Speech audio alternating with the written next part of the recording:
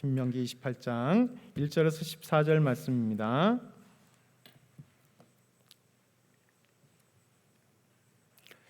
신명기 28장 1절에서 14절 말씀, 제가 한 절 여러분 중에 한 절 이렇게 교독할까요? 신명기 28장 1절에서 14절 말씀. 내가 내 하나님 여호와의 말씀을 삼가 듣고 내가 오늘 내게 명령하는 그의 모든 명령을 지켜 행하면 내 하나님 여호와께서 너를 세계 모든 민족 위에 뛰어나게 하실 것이라. 내가 내 하나님 여호와의 말씀을 청종하면 이 모든 복이 내게 임하며 내게 이르리니 성읍에서도 복을 받고 들에서도 복을 받을 것이며 내 몸의 자녀와 내 토지의 소산과 내 짐승의 새끼와 소와 양의 새끼가 복을 받을 것이며 내 광주리와 떡반죽 그릇이 복을 받을 것이며 내가 들어와도 복을 받고 나가도 복을 받을 것이니라. 여호와께서 너를 대적하기 위하여 일어난 적군들을 내 앞에서 패하게 하시리라. 그들이 한 길로 너를 치러 들어왔으나 내 앞에서 7길로 도망하리라. 여호와께서 명령하사 내 창고와 내 손으로 하는 모든 일에 복을 내리시고 내 하나님 여호와께서 내게 주시는 땅에서 내게 복을 주실 것이며 여호와께서 내게 맹세하신 대로 너를 세워 자기의 성민이 되게 하시리니 이는 내가 내 하나님 여호와의 명령을 지켜 그 길로 행할 것임이니라. 땅의 모든 백성이 여호와의 이름을 너를 위하여 불리는 것을 보고 너를 두려워하리라. 여호와께서 내게 주리라고 내 조상들에게 맹세하신 땅에서 내게 복을 주사 내 몸의 소생과 가축의 새끼와 토지의 소산을 많게 하시며 여호와께서 너를 위하여 하늘의 아름다운 보고를 여시사 내 땅에 때를 따라 비를 내리시고 내 손으로 하는 모든 일에 복을 주시리니 내가 많은 민족에게 꾸어줄지라도 너는 꾸지 아니할 것이요.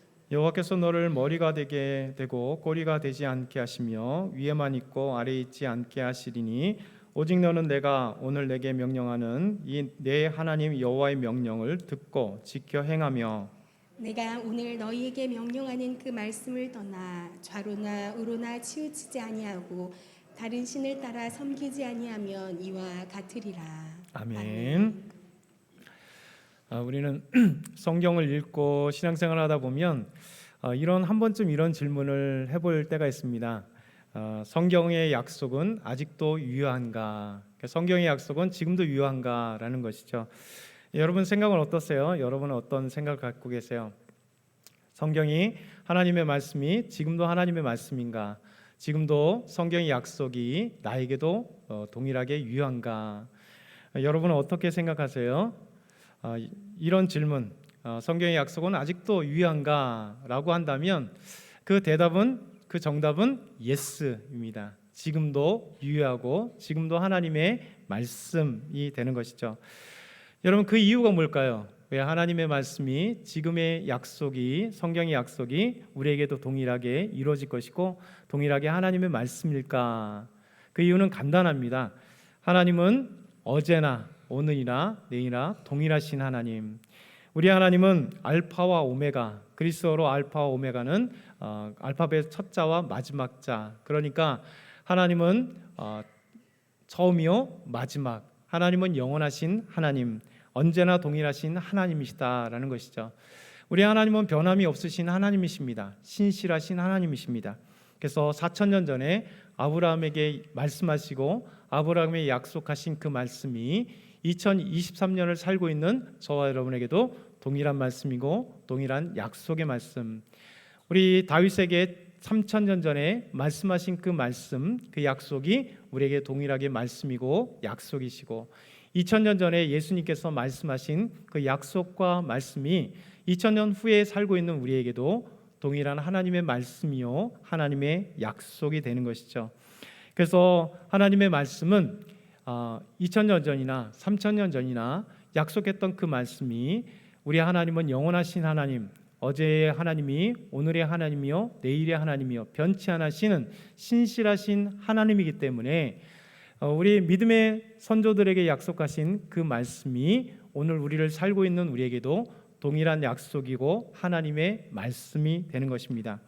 우리는 지난 3주 동안 이제 복에 대해서 우리가 생각해 보았습니다. 복이란 무엇이고 또 복이란 어떤 의미를 담고 있는가를 계속 살펴보고 있습니다. 오늘은 네 번째 주에 복에 대해서 오늘은 그 실천적인 것, 복을 받는 비결이 뭔가, 복을 받을 수 있는 어떻게 하면 복을 받을 수 있는가에 대해서 오늘 살펴보려고 합니다.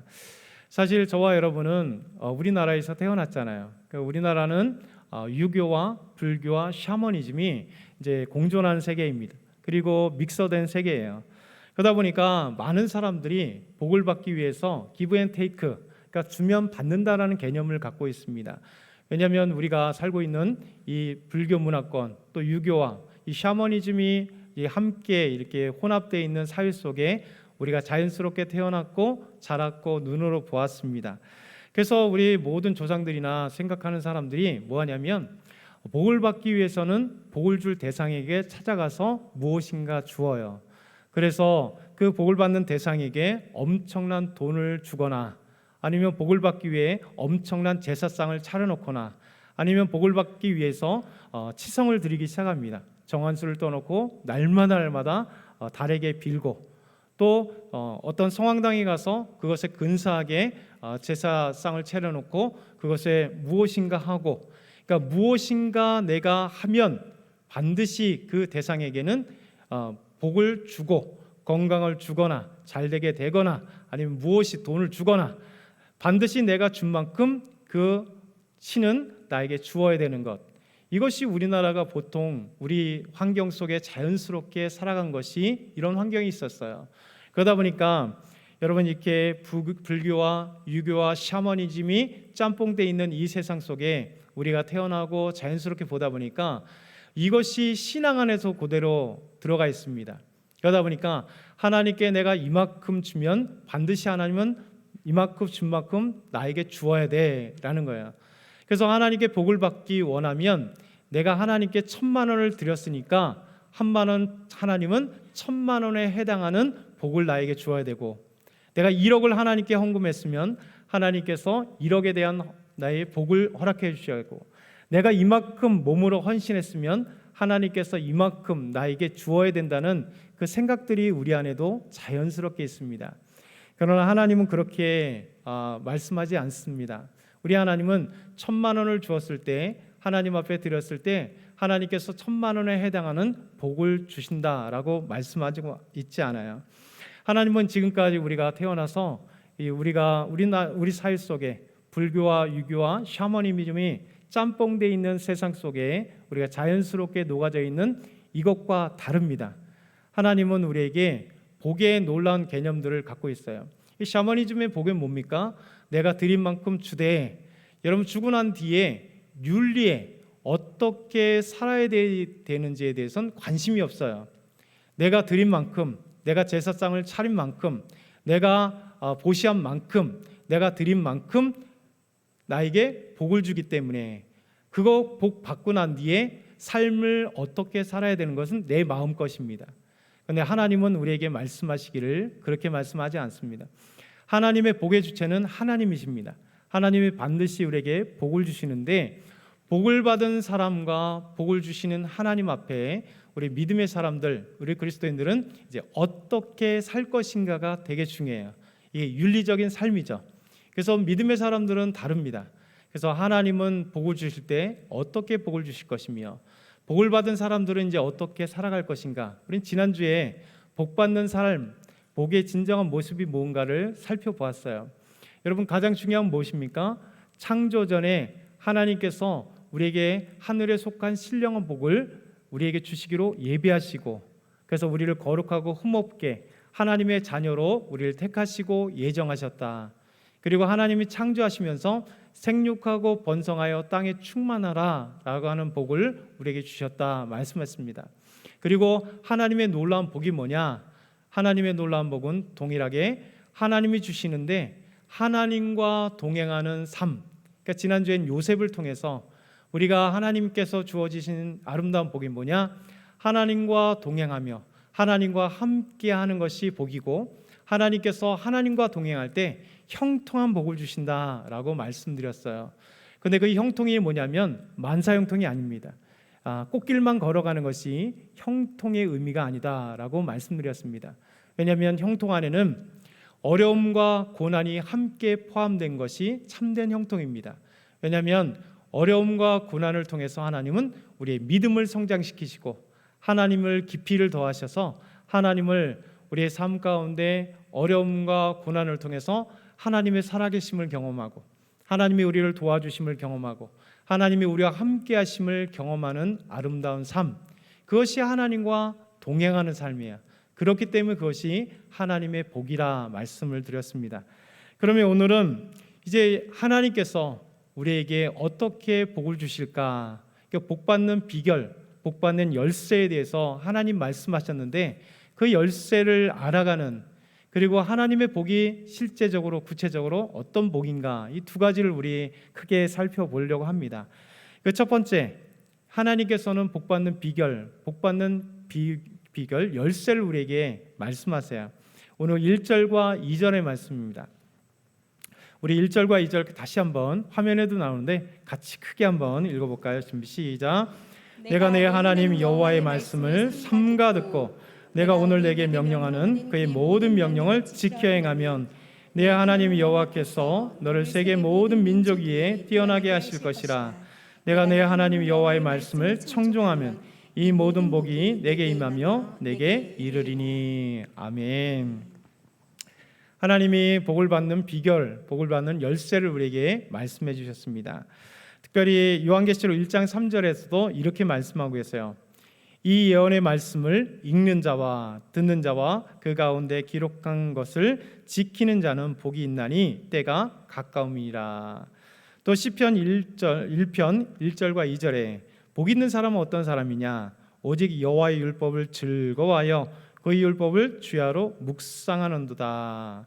또 신명기 28장 13절 오직 너는 내가 오늘 내게 명령하는 내 하나님 여호와의 명령을 듣고 지켜 행하며. 그러니까 하나님이 우리에게 복을 받는 비결, 복 받는 열쇠를 말씀하세요. 여러분, 우리가 복을 받으려고 하면 그 복 받는 비결을 알아야 되잖아요. 하나님의 복의 근원이시고 하나님께서 우리에게 복을 주시겠다고 말씀하셨는데 하나님은 기브 앤 테이크가 아닙니다. 내가 헌금한 만큼 복을 주신다, 내가 헌신한 만큼 내게 복을 주신다, 이런 개념이 아닙니다. 하나님이 우리에게 복을 주시는 건 뭐냐면 하나님의 말씀을 삼가 듣는 것, 이게 복을 받는 비결이에요. 하나님의 말씀을 지켜 행하면 이것이 하나님이 우리에게 주시는 복 받는 비결이에요. 하나님의 말씀을 청종하면 하나님의 계명, 하나님의 말씀을 삼가 듣고 청종하고 지켜 행할 때 하나님께서 우리에게 복을 주신다. 이게 하나님의 약속입니다. 그렇기 때문에 다른 것을 찾아 헤맬 필요가 없어요. 그래서 하나님의 말씀을 잘 듣는 것, 우리 예배 시간에 하나님의 말씀을 잘 듣고 집에서 우리가 성경 말씀을 읽고 묵상하면, 그리고 묵상하고 듣는 말씀을 삶 속에서 믿음으로 하나님의 말씀을 지켜 행하면 하나님께서 아름답게 우리에게 복을 주시겠다, 하나님이 약속을 하셨습니다. 우리 한번 같이 따라해 볼까요? 하나님의 복 받는 비결은 하나님의 말씀을 삼가 듣는 것, 지켜 행하는 것, 청종하는 것. 네, 이것이 하나님의 복 받는 비결이에요. 그래서 우리가 하나님의 말씀을 통해서 복을 주시길 원하시는 하나님, 복의 근원 되신 하나님, 그 하나님께서 우리에게 진정으로 복을 주시기를 원하시는데 바로 이 말씀대로 행하면, 하나님의 말씀을 잘 듣고 청종하면, 하나님의 말씀을 지켜 행하면 하나님께서 아름다운 복을 우리에게 주시겠다 약속을 하십니다. 그럼 두 번째와 세 번째, 그러면 하나님은 우리에게 어떤 복을 허락하시는가? 하나님의 말씀을 삼가 듣고 지켜 행하고 잘 들으면, 청종하면, 또 말씀을 읽으면 복을 주시겠다고 하는데 그 첫 번째 복은 모든 민족 위에 뛰어난 이름을 우리에게 주시겠다 약속을 하세요. 참 귀한 복입니다. 1절 보게 되면 내 하나님 여호와께서 너를 세계 모든 민족 위에 뛰어나게 하시리라. 이게 하나님이 주시는 약속의 복입니다. 신명기 7장 6절에서 7절 말씀 보면 이렇게 말씀하세요. 너는 여호와 내 하나님의 성민이라. 내 하나님 여호와께서 지상 만민 중에서 너를 자기 기업의 백성으로 택하셨나니 여호와께서 너를 기뻐하시고 너를 택하심은 너가 다른 민족보다 수요가 많기 때문이 아니니라. 너희는 오히려 모든 민족 중에 가장 적으니라. 자, 하나님이 우리를 택하신 이유, 이스라엘 백성들을 택하신 이유는 세상의 모든 민족보다 뛰어나거나 수요가 많아서 택하지 않았다라고 말씀하고 계세요. 이게 하나님의 은혜입니다. 저와 여러분을 구원의 자리로 초청하시고 우리를 택하신 이유는 우리의 그 어떤 돈이 많아서도 아니고 뛰어난 능력이 있는 것도 아니고 권력이 많아서도 아니다라고 말씀하고 계세요. 하나님이 우리를 택하신 이유는, 단지 택하신 이유는 우리 연약하지만 하나님이 택하신 겁니다. 이게 하나님의 비밀이에요. 하나님은 약할 때 강함 되게 하시는 하나님, 우리의 연약함 중에 우리를 강하게 하시고 연약함 중에 위대하게 하나님 옆에 사용하게 하시는 하나님의 능력이라고 말씀하고 계세요. 이스라엘 택하신 이유는 그들의 수요가 많고 능력이 출중해서가 아니라 비록 수요가 적고 연약하지만 하나님께서 그들을 택하셨다라고 말씀하고 있는 겁니다. 여러분, 이 속담 아시죠? 고래 싸움에 새우등 터진다라는 속담을 여러분 많이 들어봤을 겁니다. 이스라엘 보게 되면 이거 동일해요. 우리나라도 동일하지 않습니까? 고래 싸움에 새우등 터지는 지리학적 위치에 놓여진 대한민국, 그리고 이스라엘입니다. 이스라엘은 세계 열방 가운데 땅 가운데에 두셨어요. 역사적으로 보면 이스라엘은 끊임없이 약한 민족이고 수많은 민족 가운데 지배를 당하고 위협을 당했던 민족입니다. 지도를 한번 보시죠. 이 지도를 보면 이게 이제 이스라엘 그 지리적 위치인데요. 여러분, 가나안 땅 이스라엘은 저 가운데 약간 붉은색 계열의 분홍색 계열의 게 이스라엘이에요. 여러분, 이스라엘 중심으로 거대한 제국들이 산재해 있습니다. 밑에 있는 이집트, 우리 성경에 애굽으로 나오는 애굽, 이집트는요 고대부터 강성한 애굽, 계속해서 이집트 왕조는 바뀌었을지 모르나 이집트 제국이 계속해서 있었습니다. 그리고 저 위쪽에는 티그리스 유프라테스 강을 중심으로 한 메소포타미아 문명이 있어요. 이 메소포타미아 문명이 고대적으로 아수르, 바벨론, 그리고 페르시아가 고바벨론, 바벨론, 그리고 페르시아, 메데바사, 페르시아. 여러분, 아수르가 그리고 바벨론이 그리고 페르시아가 이 메소포타미아 거대 제국을 감싸고 있었습니다. 역사적으로. 그러다 보니까 이집트와 메소포타미아를 정복하는 자가 세계를 정복하는 자예요. 그러다 보니까 이집트는 가나안 땅을 지나쳐서 메소포타미아로 아수르와 바벨론과 페르시아와 끊임없이 싸웠고, 그리고 아수르와 바벨론과 페르시아는 끊임없이 세계를 정복하기 위해서 메소포타미아뿐만 아니라 이집트, 애굽을 정복하기 위해서 계속해서 가나안 땅, 이스라엘 땅을 지나쳐야 했습니다. 그러니 고래 싸움에 새우등 터지듯이 지략적 위치에서 이스라엘은 가장 연약한, 그리고 조그만, 그리고 수요가 적은 땅, 그리고 이스라엘 백성들이에요. 그 위에는 터키 지역, 성경에는 햇사람들이라고 히타이트 문명들이 그들에게, 그리고 신약 쪽에는 아나톨리아라고 이름 불려지는 그 헷 족속들이 거대한 제국이 있었고요. 그것도 위쪽에 보면 우리가 다 잘 아는 알렉산더 대왕에 의해서 이끌어지는 그리스, 그 헬라 제국이, 여러분, 그리스를 통해서 전 세계를 지배할 때 이스라엘도 또 지배를 당해서 200년 동안 지배를 당했고, 더 나아가서는 오른쪽에 로마 제국이 예수님 태어나기 63년 전에 로마가 헬라 제국을 멸망시키고, 그리고 더 나아가서 이스라엘을 장악해서 지배해서 63년 지배하는 때에 예수님께서 태어나신, 그러니까 이스라엘은 지정학적 위치 속에서도 여러분 거대한 메소포타미아 문명에 있었던 아수르와 바벨론과 페르시아의 지배, 끊임없이 지배와 통치와 싸움 속에 계속해서 어렵게 살아갔습니다. 그리고 이집트의 그 놀라운 힘에 의해서 끊임없이 짓밟히거나 영향하에 있었고, 그리고 헬라 제국과 로마 제국에 있었던, 이제 꺼주시고요. 여러분, 이렇게 이스라엘 땅, 가나안 땅, 역사적으로 보면 끊임없이 이 강대국 속에 고통당했던 이 땅. 그럼 우리는 한번 질문해 봐야겠습니다. 왜 하나님은 다 아시는데 더 메소포타미아 문명 거대한 땅을 아브라함에게 주시고 이스라엘 그 땅을 가운데 주셨으면 얼마나 좋았을까?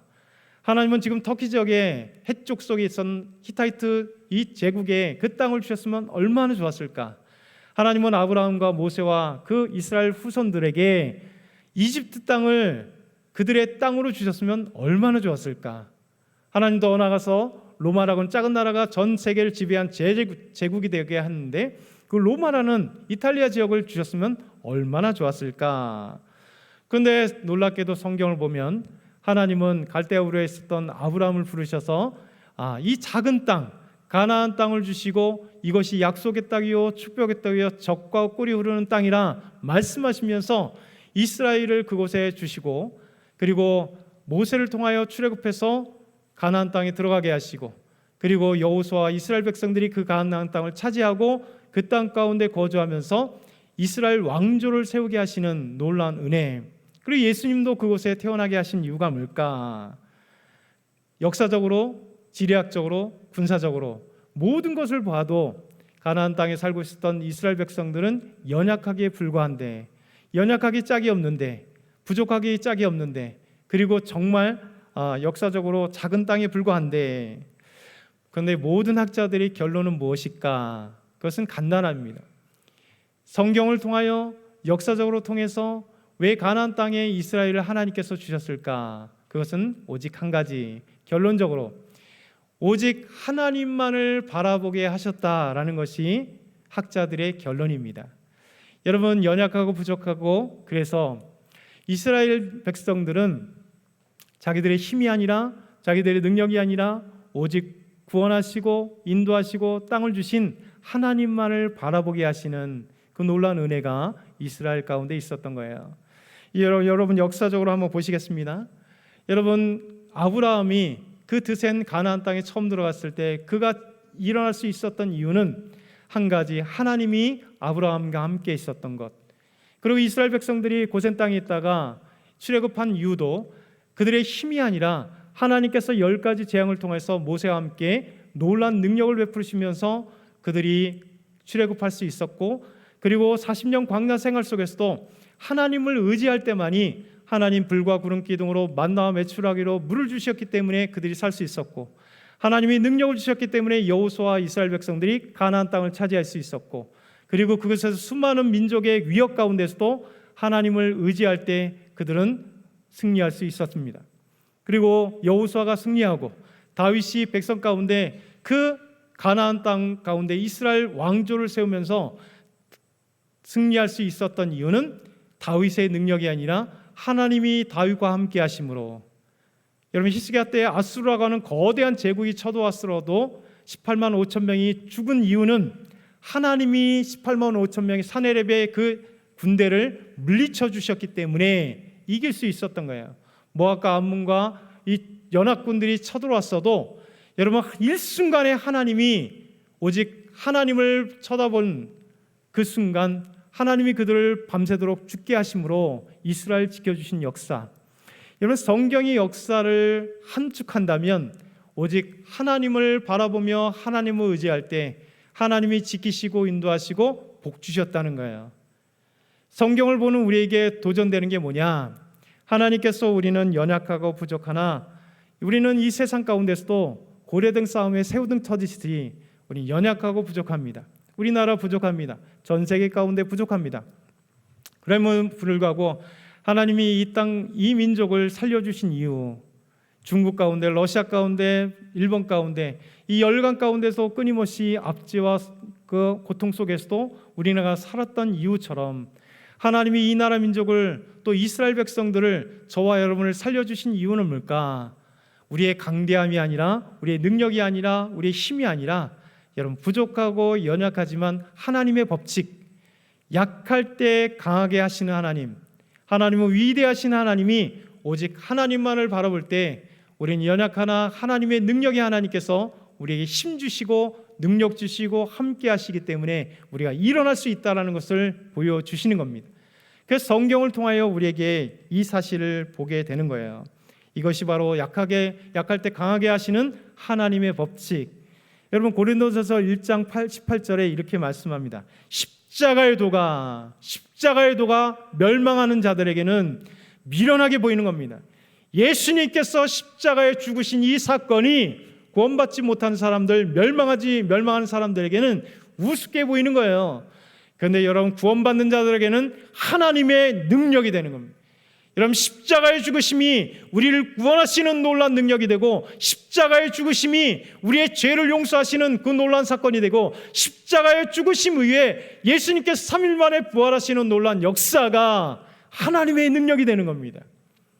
여러분 죽음이라고 하는 미련한 것처럼 보인 것처럼, 죽음이라고 하는 것 실패처럼 보이고, 죽음이라고 하는 것이 끝나는 것처럼 보였으나 우리 예수님은 다시 부활하심으로 여러분 약할 그때 강함되게 하시는 하나님의 능력이 되는 거예요. 여러분 고린도전서 1장 26절에서 29절 보면, 형제들아 너희를 부르심을 보라.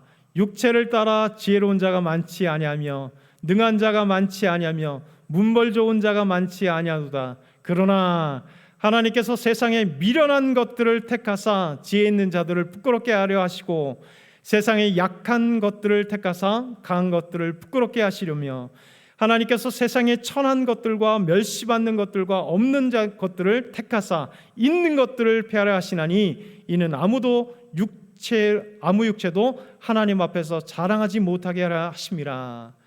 역사를 보세요.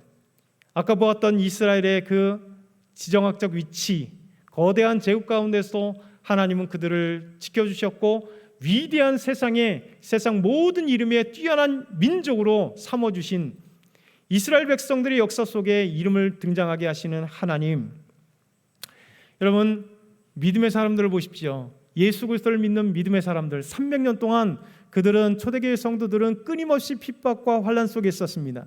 사자밥이 되고 핍박을 받았고 죽임을 당하고 화형을 당하고 순교했고, 그리고 그것을 피해서 땅굴 속에서, 굴 속에서, 카타콤 속에 300년 동안 빛을 보지 못하고 그곳에서 태어나 그곳에서 죽었을지라도, 여러분 오히려 시간이 지나니까 그들을 핍박했던 거대한 로마 제국은 없어졌습니다.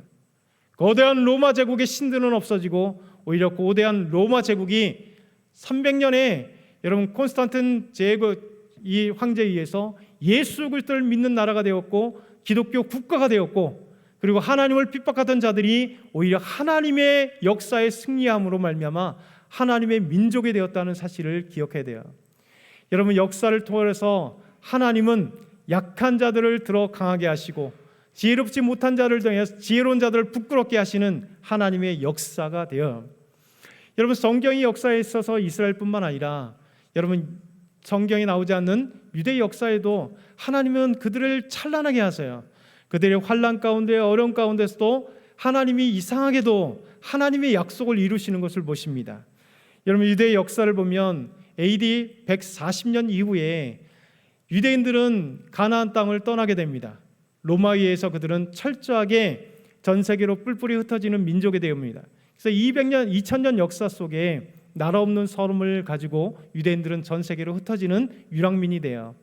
그래서 전 세계에서 유랑민이 되어서 핍박을 받고 눈물을 흘리는 역사를 유럽에 수많은 핍박을 받았죠. 여러분 유대인이랑 하는 이유 때문에 프랑스에서, 이탈리아에서, 러시아에서 수십만 명의 유대인들이 죽임을 당했습니다. 히틀러에게서 600만 명의 유대인들이 가스실에서, 수용소에서 홀로코스트를 당해서 600만 명이 죽었습니다.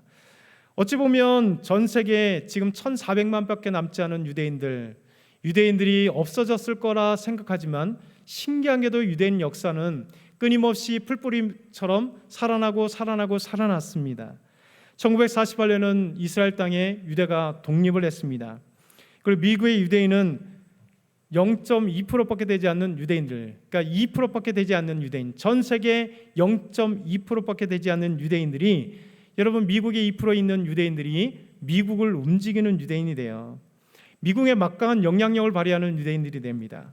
여러분 미국의 막강한 대재벌들이 얼마나 있느냐. 여러분, 미국의 2%밖에 되지 않는 유대인들이요, 석유 재벌로 유명한 미국 산업에 막강한 영향을 끼쳤던 록펠러, 그리고 록펠러 가문들, 록펠러가 여러분 미국의 경제를 움직였습니다. 석유 재벌입니다. 그리고 그 이후에 록펠러와 그리고 재단이 세운 학교, 시카고 대학교일 뿐만 아니라 브랜다이스 대학교, 그리고 미국의 엄청난 대학교들이 어마어마하게 많이 있습니다. 그리고 대부분의 미국의 사립대학뿐만 아니라 주요 대학에 세워진 모든 도서관들은 록펠러 재단에서 세워진 겁니다.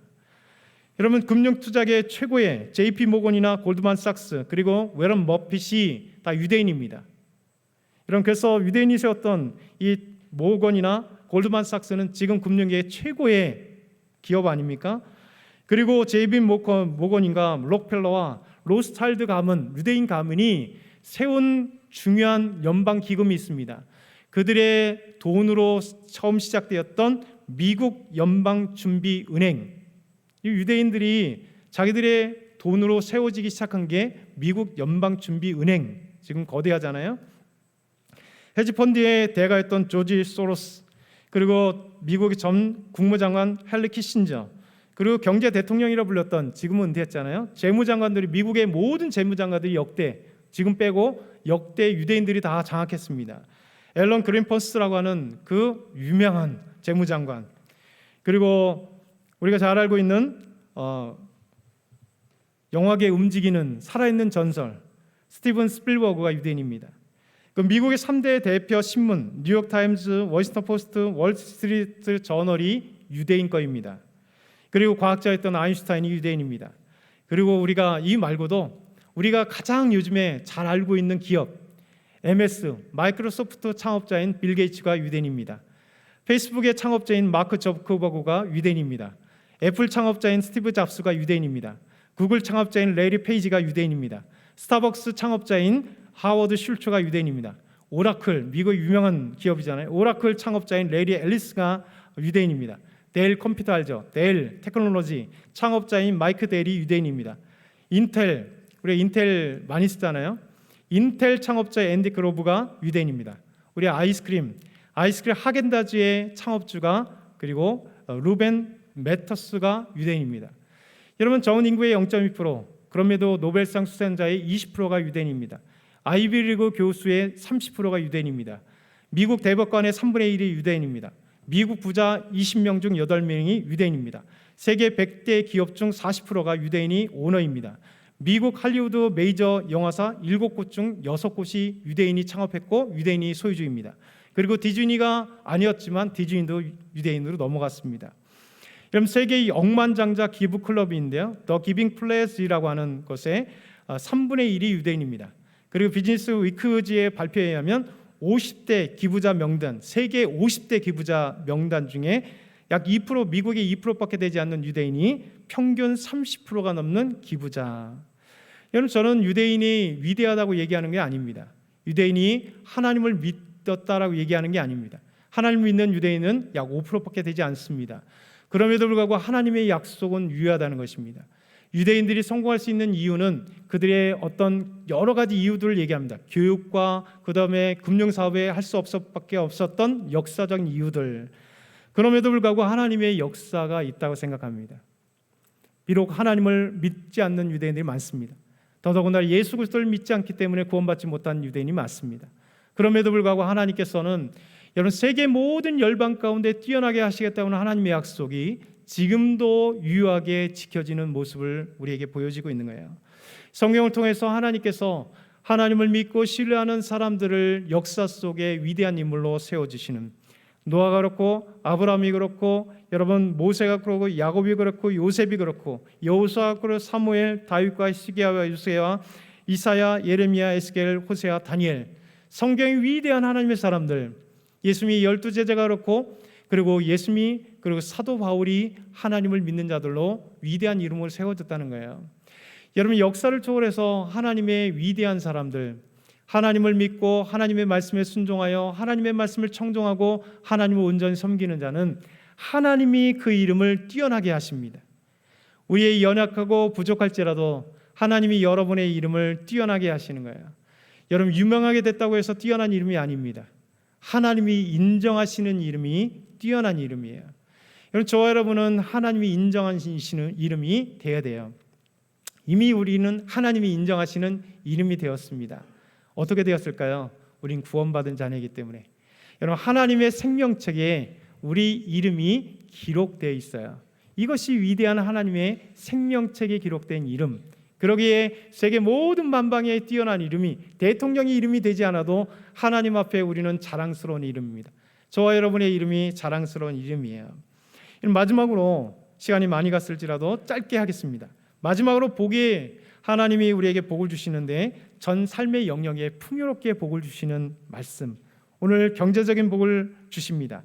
우리 화면을 보시면서 신명기 28장 3절, 성읍에도 복을 받고 들에도 복을 받을 것이며, 5절, 내 광주리와 떡반죽 그릇에 복을 받을 것이며, 6절, 내가 들어와도 복을 받고 나가도 복을 받으시며, 그리고 8절, 여호와께서 명령하사 내 창고와 내 손으로 하는 모든 일에 복을 내리시며 내 하나님 여호와께서 내게 주시는 땅에서 내게 복을 받을 것이며, 11절부터 12절, 여호와께서 내게 주리라고 내 조상에게 맹세하신 땅에서 내게 복을 주사 내 몸의 소생과 가축의 새끼와 토지의 소산을 많게 하시며, 여호와께서 너를 위하여 하늘의 아름다운 보고를 여시사 내 땅에 때를 따라 비를 내리시고 내 손으로 하는 모든 일에 복을 주시리니 내가 많은 민족에게 꾸어줄지라도 너는 꾸지 아니할 것이요.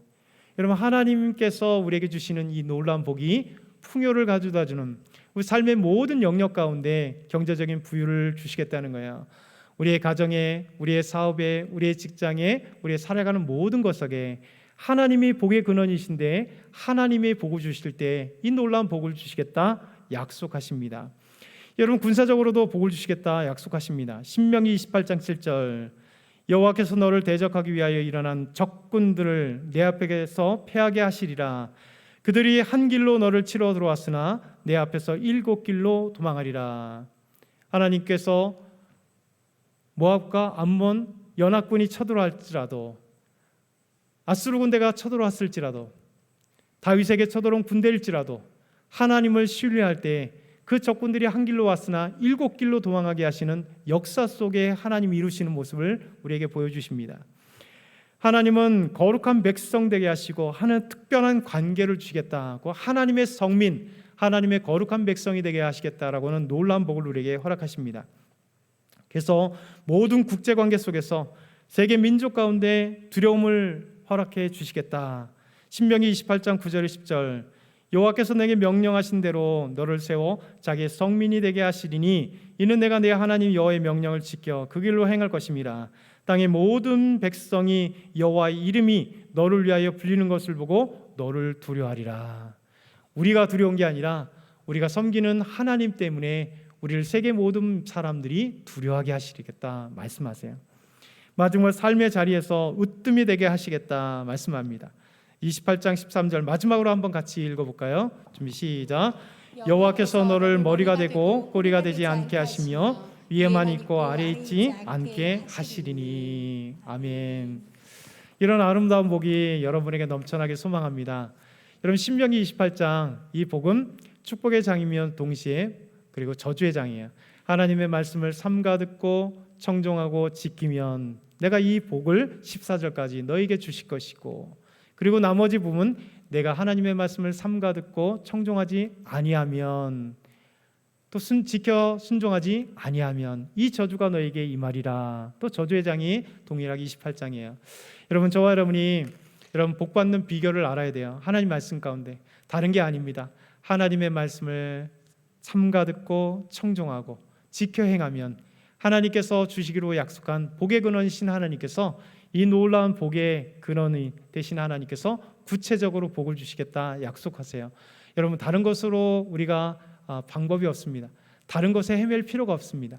오직 하나님의 방법, 하나님께서 우리에게 주시겠다는 놀라운 복, 그 방법대로 복을 누리는 저와 여러분이 다 되길 축원합니다. 사랑의 하나님 아버지, 감사합니다. 오늘도 하나님 말씀 주셔서 감사합니다. 하나님이 주시기로 한 복을 우리